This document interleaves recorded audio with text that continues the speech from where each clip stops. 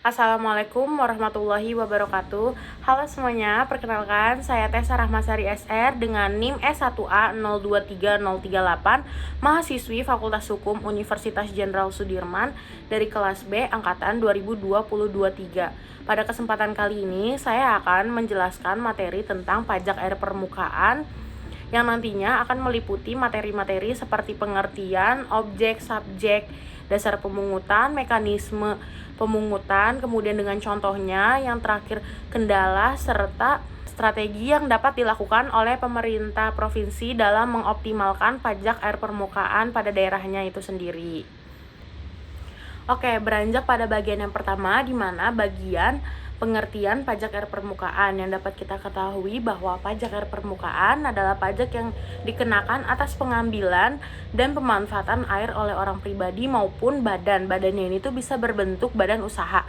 Kemudian air yang dimaksud yaitu air yang terdapat pada permukaan tanah, di mana air ini tuh tidak termasuk dengan air laut baik yang ada di sungai, danau, waduk maupun sumber lainnya. Kemudian pajak air permukaan dipungut langsung oleh pemerintah daerah provinsi, di mana mengingat ini sangat penting karena air adalah sumber daya alam yang terbatas, sehingga pemanfaatannya harus diatur demi menjaga keberlanjutan lingkungan sekaligus menjadi sumber penerimaan daerah itu sendiri. Kita beranjak ke subjek, objek, dan pengaturan pajak air permukaan, di mana subjeknya itu tuh meliputi orang dan badan yang memanfaatkan atau mengambil air permukaan.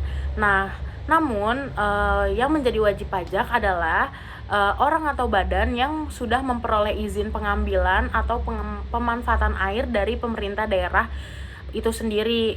Nah, kemudian objeknya itu meliputi pemanfaatan atau pengambilan air untuk kegiatan usaha komersial.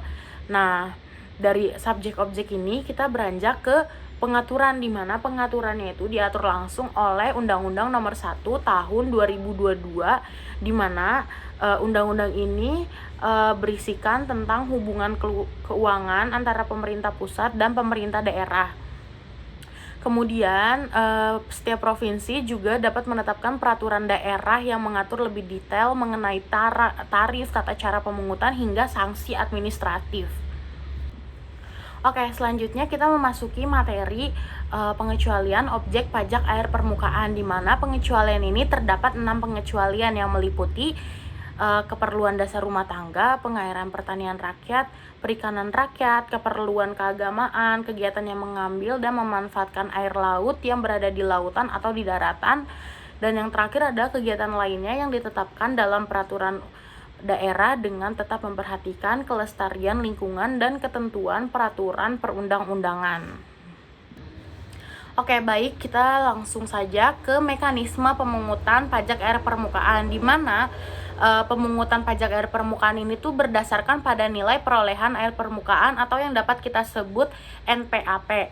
Nah, NPAP juga dihitung berdasarkan 6 kriteria, di mana kriteria ini tuh berdasarkan jenis sumber air, lokasi sumber air, tujuan pengambilan, terus volume air yang diambil atau yang dimanfaatkan, kualitas air, sama tingkat kerusakan lingkungan akibat pemanfaatan air permukaan itu sendiri.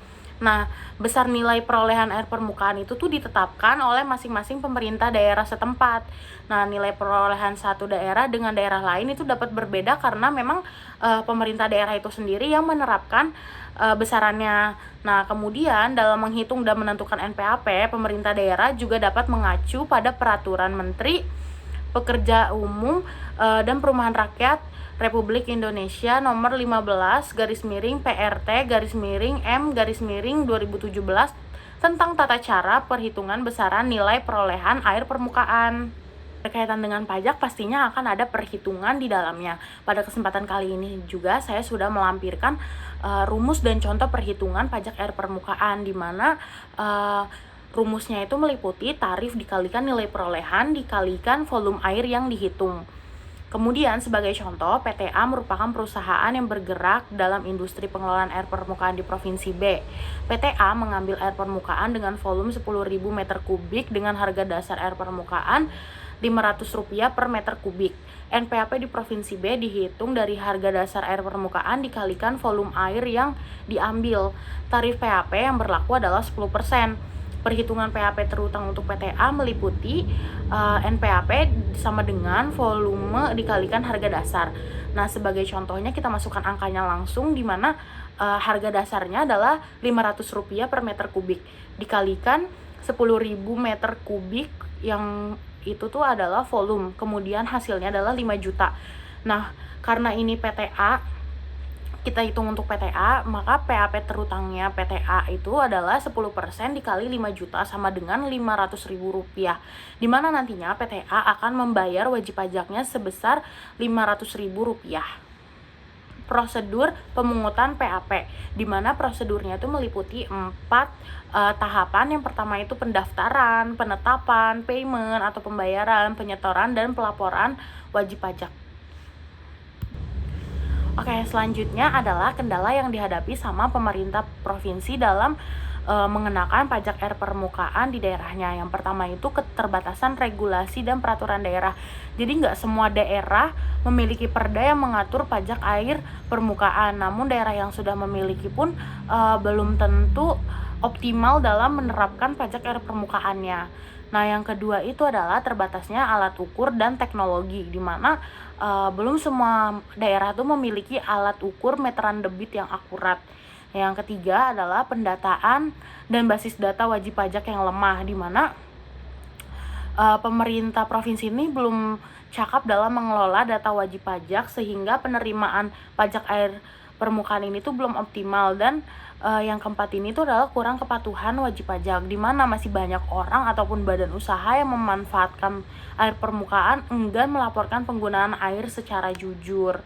Kemudian yang kelima ini adalah kurangnya koordinasi antar instansi, di mana seharusnya instansi-instansi yang berkaitan dalam pengelolaan air permukaan ini tuh harusnya sinkron, tapi karena kurangnya koordinasi sehingga data-data wajib pajaknya itu tuh banyak yang tidak sinkron.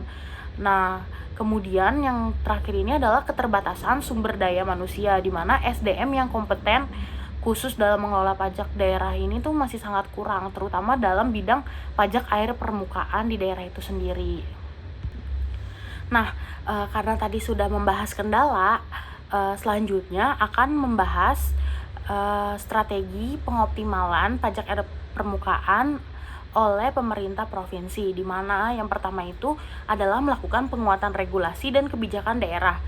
Nantinya pemerintah provinsi itu dapat menyusun dan memperbarui peraturan daerah tentang pajak air permukaan agar sesuai dengan ketentuan Undang-Undang Nomor 1 Tahun 2022 tentang HKPD. Kemudian juga pemerintah dapat mengeluarkan peraturan gubernur yang nantinya sebagai petunjuk teknis dalam pengukuran volume air, mekanisme pelaporan, pengawasan, dan pengenaan sanksi administratif. Selanjutnya ada peningkatan kualitas pendataan dan basis data wajib pajak, di mana pemerintah provinsi ini tuh dapat melakukan inventarisasi sumber air permukaan dan wajib pajak secara berkala dan mengembangkan sistem basis data terpadu berbasis digital yang dapat diakses oleh semua lintas instansi. Kemudian yang ketiga itu adalah memanfaatkan alat ukur yang akurat, di mana nantinya pemerintah provinsi ini dapat menyediakan alat ukur debit air atau meteran digital di lokasi pemanfaatan air permukaan oleh wajib pajak. Kemudian menerapkan sistem monitoring berbasis Internet of Things untuk menghitung volume pemakaian air secara real time, serta dengan adanya sistem pelaporan elektronik dapat mengurangi potensi manipulasi data air penggunaan. Kemudian habis itu meningkatkan kepatuhan wajib pajak, di mana pemerintah provinsi itu bisa melakukan sosialisasi dan edukasi terkait pentingnya membayar pajak air permukaan, kemudian menjelaskan dampak terhadap pembangunan daerah. Kemudian yang terakhir itu adalah membentuk tim antar instansi, di mana mewujudkan wajib pajak yang patuh. Pemerintah provinsi juga dapat membentuk tim melalui kerjasama yang meliputi Badan Pendapatan Daerah atau yang kita sebut Bapenda, terus kemudian Dinas Energi dan Sumber Daya Mineral atau ISDM, serta Dinas Lingkungan Hidup dan Dinas Pekerja Umum dan Sumber Daya Air atau PUPSDA untuk melakukan pendataan dan pengawasan. Kemudian tim ini nantinya bertugas untuk memonitoring penggunaan air yang digunakan oleh wajib pajak. Sekian materi presentasi pajak air permukaan yang dapat saya sampaikan. Saya ucapkan terima kasih semuanya.